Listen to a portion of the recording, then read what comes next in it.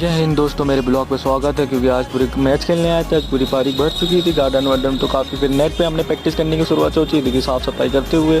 और क्योंकि ये देखिए पूरा गार्डन भर चुका है और हमारे भी मैच खेलने का बहुत मन कर रहा था, थोड़ी कोचिंग करी, पर हमारे दोस्तों को गुस्सा हो गया क्योंकि कैमरे में बहुत ध्यान दे रहा, तो मेरा दोस्त गाली देने लगा मुझे। मैं एक गरीब बच्चा हूँ, मैं क्यों गाली दूँ?